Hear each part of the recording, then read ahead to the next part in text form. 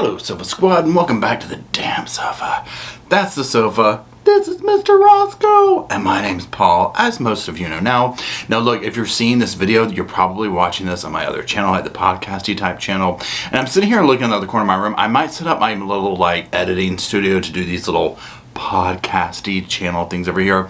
And basically what I'm trying to do is just keep these shorter type videos, these more like opinion pieces, not deep dive type stuff. Over here, do longer, deeper dive stuff on the main channel. That being said, today's video, what we're going to be talking about, in brief at least, is just a few of these like, updates going on with the Daybell saga, if you will. I haven't really commented on some of the stuff like opinions and whatnot of, the competency thing, the sequestering of the jury, that kind of stuff. So I just wanted to put a video out there, kind of touch on some of my opinions of it, and see what the damn squad thinks too. Anyways, so that is that. Let's go ahead and jump into it. So, and I have my little computer right here, whatever. Also, side note, on this channel, as you've probably seen, I'm a little bit more like not as edited. Again, that's why I'm kind of treating it like a little podcasty type channel for that very reason. Anyways, let's keep going. So February 9th, this is when John Pryor, he filed a motion for client's case to be separated from the case filed against Lori Vallow. Now, also, so these are the quick reasons right here. The cases should be severed due to Vallow's case being paused. It's on her case, as we know, it's on hold due to concerns about her mental health, whether she can contribute to her own defense, yada, yada, yada. Okay, so that right there. Here's my opinion overall of all this. First of all, I want to see justice, absolutely 100%. Whatever it needs to happen to put both of them in jail for as long as possible, I am for, right? So, y'all already know by now, I ain't no lawyer. I ain't no legal person. I ain't no doctor. So, these are literally just my 2 cents from the sofa opinions right here. Like, I'm just making sure that that is known because I really don't have any authority to speak on this stuff. You know what I'm saying? They're just my opinions. So, severing the case, I go two ways. Like, I personally think that it'll make one of them talk against the other, right? Which, who knows if that's already happened or not.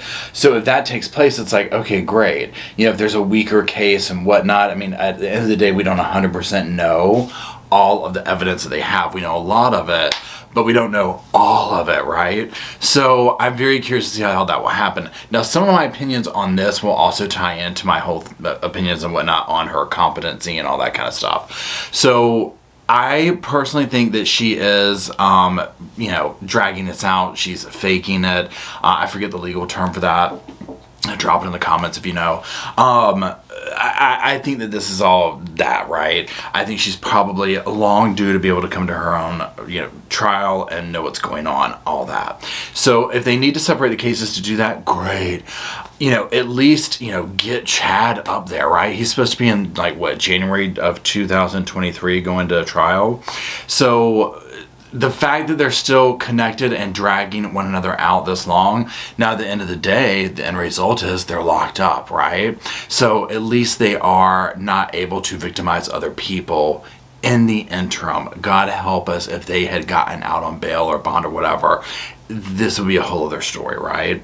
So do I think they'll do that? I mean, if her case is going to keep going like this, I just personally can't believe one of them already hasn't flipped on the other. Maybe once she gets out of this whole little hold pause thing she's on, one of them will. It would only make sense. I've gone back and forth as to who I think would flip on the other, and I both think that they would probably do so to one another because I just think that they're those kind of people. So, there's that. Now, so there's all that. Let me know what you think. Do you think that they should sever it? Do you think they will? What's your opinions? Okay, so the sequestering the jury.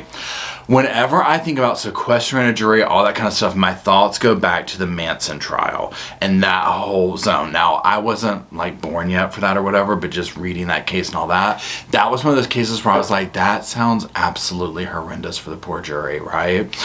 So, take away all the stuff of I want the best thing for justice and all that. I'm like, oh my God, that was totally sucked to have to be on the jury and get sequestered for any case. Now, again, I also stand by whatever is going to ensure that these two particular monsters are locked away for as long as possible. I'm all for it.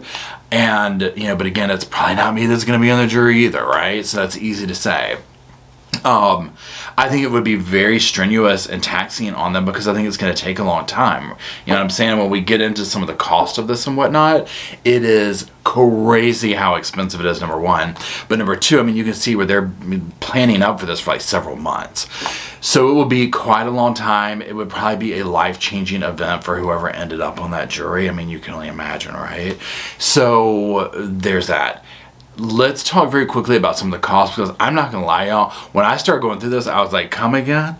I was like, I had to get my damn glasses out. I was like, am I reading this right? But then when you sit there and think about it, you're like, yeah, well, this many people, just a hotel room for the night.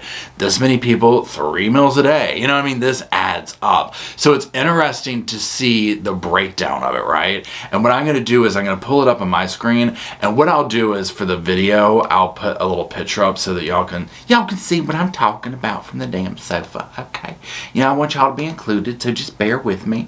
So really what I'm going to just focus on is this, like, kind of the end spreadsheet here where they itemized everything.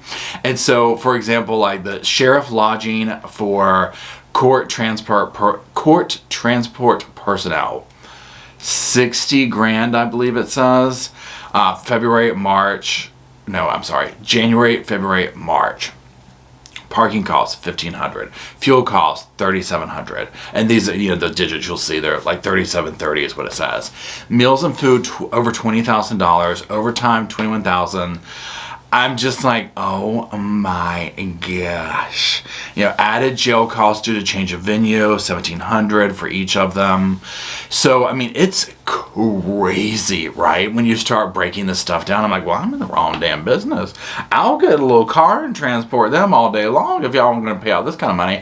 But, you know, I'm joking, but I get it, right? I mean, it is what it is. So these figures were completely just shocking, to be honest. I was like, oh, whoa.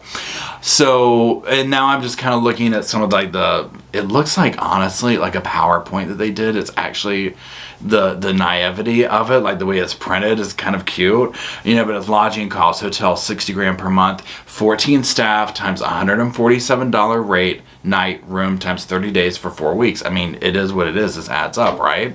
So that dynamic right there, I'm going to be very interested to see this hearing when it goes up about, you know, the sequestration of the jury, all this kind of stuff, because just from a legal standpoint, I've never seen a trial unfold or a case unfold where like this has come up, and I've never watched one this closely or whatever.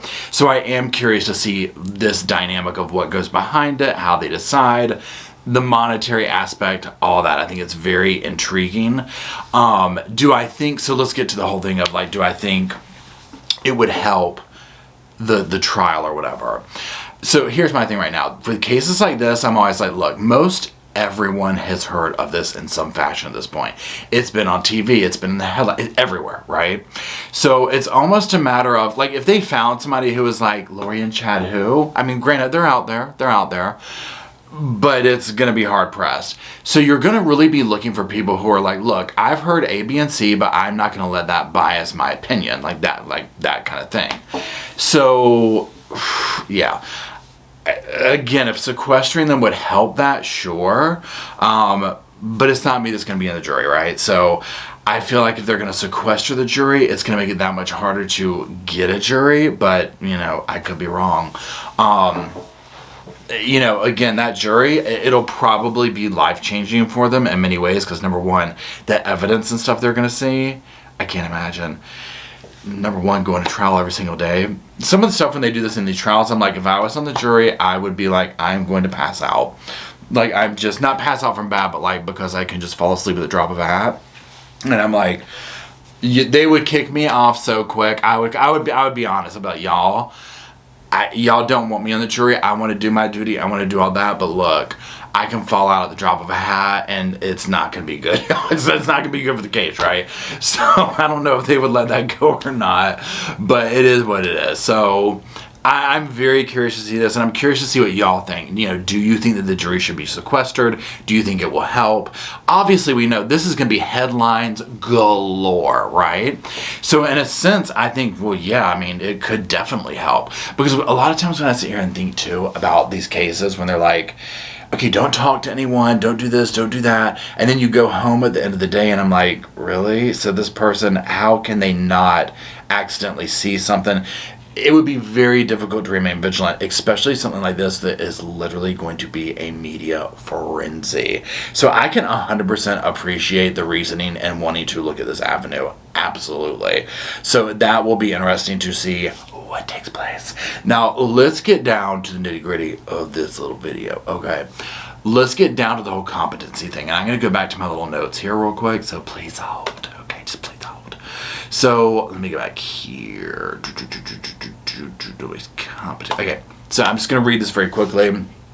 So, and this is with the timelines of it, because this is going to go into, do I think she's competent or whatever. So remember they had that sealed hearing semi-recently, depending on when we were watching this. They had that recently, and I'm just going to read this. So, Boyce reviewed Daybell's competency status in September. It was due to take up the issue again in 180 days later, or until Health and Welfare deemed her able to stand trial.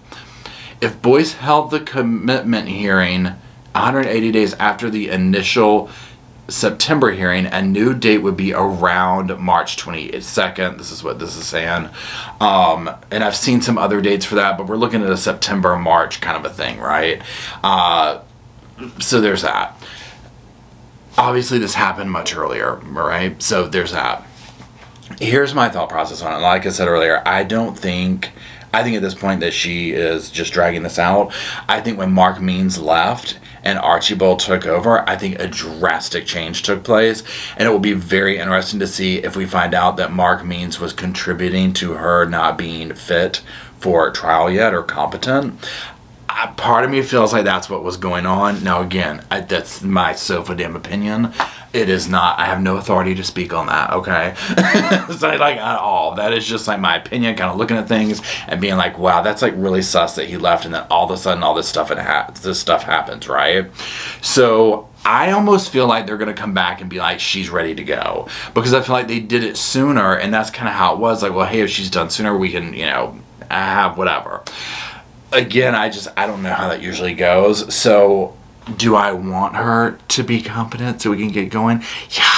Okay, because I don't believe for 1 second. I think 100% that she's way more calculating, that she is probably playing off and tried to completely scoot around this, right? So that dynamic of it, I'm like, oh no, sister, we're ready to take you up to the chopping block. So again, if they can do that and she can go to trial and pretend that that takes place and that her and Chad are going to go, it will then be interesting to see if they do get to be, sever their things or whatever and go about the flipping on one another. It would be very curious if we could be a fly in the wall for those conversations, especially when Archibald went up and whatever he said, like, look, we're going to get you a deal. We're going to have you flip on Chad because he's going to flip on you, and this is at the end of the day what needs to happen. That would be so interesting to know. So a lot is going to take place, and personally, y'all know how time goes, right? It is almost, what is it? It's February 22nd when I'm filming this, so you're seeing this sometime within a few days of this. What I'm getting at is it's going to be March before we know it, and then it's going to be next January before we know it. Time flies, right? So I am so eager to see these two brought to justice. This is going on years at this point, and again, the wheels of justice turn slow, and this is a very complicated case with a lot of people and a lot of moving parts to it. So if justice needs to turn her wheel slow to bring all these monsters and lock them up, amen, sister. So anyways, let me know what you think in the comments. What are your sofa opinions? What do you think? Do you think she's competent? Do you think they need to sever the trial? Do you think that they should sequester the jury? That's all, everybody. Thank you again. Now, again, just make sure you're subscribed to this channel and the other channel. They are different channels. I get a lot of people saying, oh, I didn't get notifications. Y'all know how YouTube is. A lot of times what happens is if you don't comment or interact with the video, it will eventually unsubscribe you, right? Or the algorithm is like, you're not interested in that, so we move away. So that is what can happen. So if you interact on some level, whether it's liking, disliking, commenting, subscribing, whatever, it'll help me out, and it'll help you stay in touch. So that is it. I appreciate everybody watching, and so does Roscoe. And until we gather around little Roscoe on the sofa again, we'll see you soon.